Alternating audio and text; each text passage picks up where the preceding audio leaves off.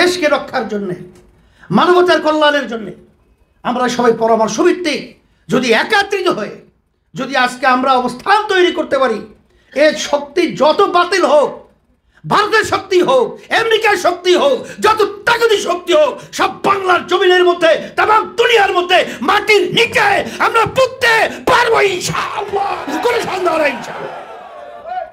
সম্মেলনের মোহতারাম সভাপতি, ইসলামী আন্দোলন বাংলাদেশের সংগ্রামী আমির, সংগ্রামী জননেতা মাওলানা মুফতি সৈয়দ মোহাম্মদ রেজাউল করিম পীর সাহেব চরমনাই বক্তব্য রাখবেন। পীর সাহেব হুজুর চরমনাই।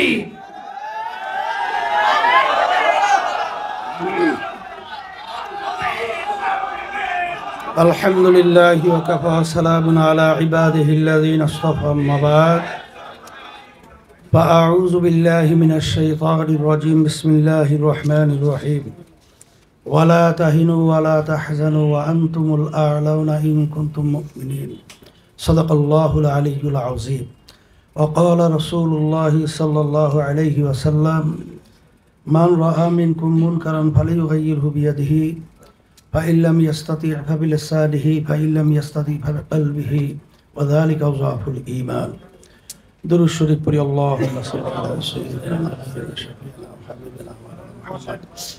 صلى الله عليه وعلى آله وأصحابه وبارك وسلم। শুকরিয়া আদায় করতেছি মহান রব্বুল আলামিনের দরবারে। রব্বুল আলামিন আজকে ইসলামী আন্দোলন বাংলাদেশ কেন্দ্রীয় কমিটি সিদ্ধান্ত অনুযায়ী থানা প্রতিনিধি সম্মেলনে জেলায় দায়িত্বশীল যারা বিশেষ করে সভাপতি সেক্রেটারি পালন করেন তারা উপস্থিত আছেন, মহানগর সহ। আজকে উপস্থিতি আপনারা যে পর্যায়ে এখানে প্রমাণিত বা প্রমাণ হয়েছে, আমাদের মনের আজকে আশা যে লক্ষ্য উদ্দেশ্য নিয়ে আলহামদুলিল্লাহ ইসলামী আন্দোলন বাংলাদেশ গঠিত হয়েছে, আল্লাহর রহমতে বাস্তবায়ন হবে, তার বাস্তব নমুনা আজকে সম্মেলন। বিভিন্ন দিক থেকে আজকের দেশের অবস্থা, ইসলামের অবস্থা এবং মানবতার যে কোন পর্যায়ে শেষ অবস্থায় পৌঁছে গেছে, মানবতা বলতেই নাই, আলোচনা বিভিন্ন দিক থেকে আপনারাও করেছেন, দায়িত্বশীলরাও করেছে। এখন কথা হলো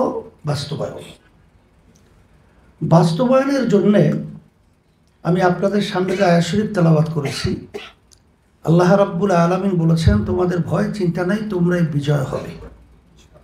মোমেনের চরিত্র অর্জন করা লাগবে। আর মোমেনের চরিত্র সর্বোচ্চ মোমেনের সিফাত বা গুণ ছিল সাহাবায়ে কেরামদের মধ্যে। সাহাবায়ে কেরামদের কি চরিত্র ছিল, আল্লাহ তাদের প্রশংসা করছেন। আশিদ্দাউ আলাল কুফার রুহামাউ বাইনাহুম তারাহুম রুকআন সুজদাই ইয়াবতাগুনা ফাদলাম মিনাল্লাহ ওয়া রিদওয়ানা সীমাহুম ফি উজুহিহিম মিন আসারিস সুজুদ। এই গুণ যদি আমরা অর্জন করতে পারি, এমন কোনো শক্তি নেই যা আল্লাহর রহমতে ঠেকায় রাখতে পারবে। সেই চরিত্র অর্জন করার জন্যে, বিশেষ করে আবার স্মরণ করায় দেওয়ার জন্যে আমি আমাদের সকল দায়িত্বশীলদেরকে আমি বিশেষ করে আবার অনুরোধ করতেছি। আর সাথে সাথে দেশের অবস্থা তো আপনারা জানেন, আর ইসলাম মানবতার অবস্থা তো জানেন, যে বর্তমান সরকার যে কার্যক্রম পরিচালনা করতেছে ভারতের পরামর্শ ভিত্তিক, আজকে আমাদের দেশের জনগণের বাক স্বাধীনতা, রাজনৈতিক যে দলগুলো বাংলাদেশে রয়েছে, দেশের কল্যাণ, ইসলাম মানবতার কল্যাণের জন্য তাদের উপরে যে জুলুম, নির্যাতন, স্টিম লোরার যেটাকে বলা হয় জুলুমের, সেটা পরিচালনার মাধ্যমে আজকে সব স্তব্ধ করে দেওয়ার মতো পরিবেশ তৈরি করেছে। কিন্তু আসলে বর্তমান আমি বলবো এটা জালিমশাহী সরকার, তার তো জানা নাই যে ইতিহাস পর্যালোচনা করলে দেখা যায় ফেরাউন বনি ইসরাইলকে ধ্বংস করার জন্যে তার এমন কোনো শক্তি নাই যেটা বাস্তবায়ন করে নাই, কিন্তু সেই ফেরাউনকে কিন্তু একদিন নীল দরিয়ার ভিতরে ডুবে ধ্বংস হইতে হয়েছে। এইভাবে কারণের ইতিহাস, নমরুদের ইতিহাস, আপনারা এই বাংলাদেশের ইতিহাসগুলোই দেখেন না, তামাম দুনিয়ার ইতিহাস কখনোই জানেন যত শক্তিশালী হোক, কিন্তু যখন একত্রিত হয়ে আমরা শুনছি, দেখছেন না যে বাঘ তো বাঘের রাজা জঙ্গলের, কিন্তু ছোট ছোট প্রাণী যখন একত্রিত হয়ে যখন ওর উপরে ঝাঁপায়া পড়ে তখন কিন্তু ও কোনো দিক বিদিক পাইলে ধ্বংস হইতে বাধ্য হয়। এখন বাংলাদেশের সমস্ত জনগণ এবং যারা বিশেষ করে ইসলাম প্রেমিক, দেশপ্রেমিক এবং মানবতা প্রেমিক রয়েছেন, তাদেরকে বিশেষ করে অনুরোধ করব, এখন আমাদের বসে ঘুমিয়ে থাকার সুযোগ সময় এখন কিন্তু মোটেও নাই। সবাইকে আমি অনুরোধ করছি, আসেন ইসলামকে রক্ষার জন্যে, দেশকে রক্ষার জন্যে, মানবতার কল্যাণের জন্যে আমরা সবাই পরামর্শ ভিত্তিক যদি একত্রিত হয়ে যদি আজকে আমরা অবস্থান তৈরি করতে পারি, এর শক্তি যত বাতিল হোক, ভারতের শক্তি হোক, আমেরিকার শক্তি হোক, যত তাগতি শক্তি হোক, সব বাংলার জমিনের মধ্যে, তামাম দুনিয়ার মধ্যে, মাটির নিচে আমরা পুঁততে পারবো ইনশাআল্লাহ, কোনো সন্দেহ নেই ইনশাআল্লাহ। কোনো ভয় আছে নাকি? ভয় থাকবে না। আল্লাহ আমাদেরকে বলছেন কোনো ভয় নাই, তোমরাই বিজয় হবে। তাই সেই হিসাবে আমি বেশি কথা লম্বা না করে নিজেদের ভিতরে কোন্দল সমালোচনা বাদ দেন। আজকে ঘরের ভিতরে আগুন লেগেছে, ইসলামের ঘরে, দেশের ঘরে আগুন লেগেছে, আর আজকে বসে বসে আমরা নিজেদের দোষ এবং যেটা গীবত বলা হয়, এক অপরাধ আরেকজনের বিরুদ্ধে বিভিন্ন ধরনের। আমরা তো আলহামদুলিল্লাহ অনেকটাই ভালো, কিন্তু তারপরেও তো আমাদের এই দুর্বলতা এই কারণে আসে। আর সাথে সাথে যে পরামর্শগুলো আসছে, 3 শর্ত 3 সবক এবং বিভিন্ন বিষয় যদি আমরা কার্যক্রম পরিচালনা করতে পারি, আমি সারা দেশে সফর করার পরে বিভিন্ন রাজনৈতিক দল, বিভিন্ন অঙ্গনের পেশাজীবী তাদের সাথে যখন আলোচনা করছি, তখন আমি দেখছি ইসলামী আন্দোলনের প্রতি সবাই কিন্তু একটা আন্তরিকতা তৈরি হয়েছে। আর এই আন্তরিকতা ধৈর্য রাখার দায়িত্ব কিন্তু বিশেষ করে আপনাদের। এর জন্য আজকে সম্মেলন।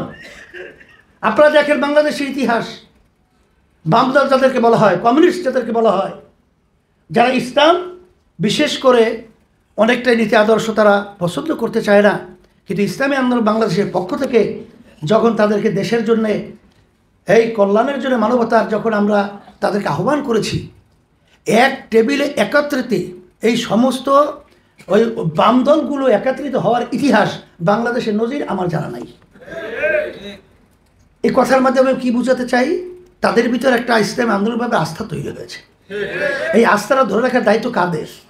আমাদের।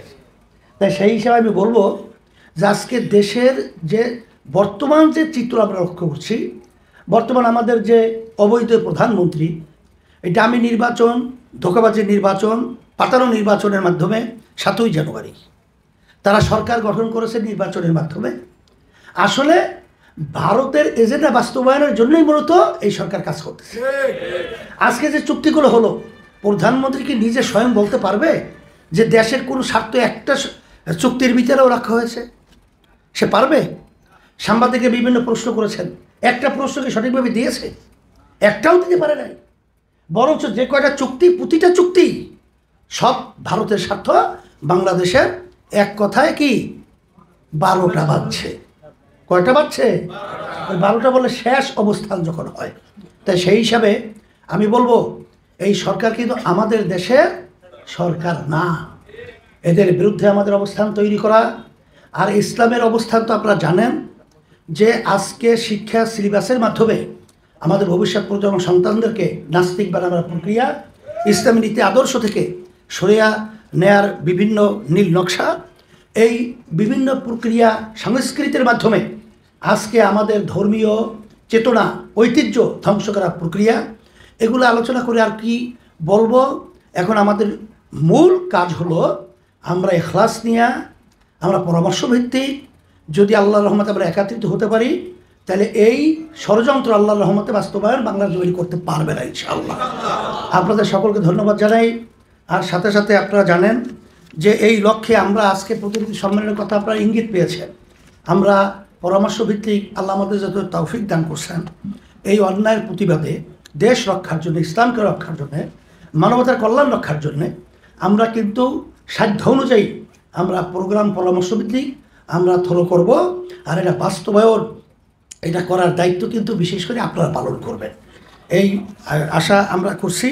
এই জন্য এর প্রতিবাদে আমরা আগামী 28শে জুন 2024 শুক্রবার বাদ জুমা পরশুদিন আগামী দিন বাইতুল মোকাররম জাতীয় মসজিদের উত্তর গেট থেকে বিক্ষোভ সমাবেশ আলহামদুলিল্লাহ হবে, এইটা আমরা কর্মসূচি ঘোষণা করতেছি।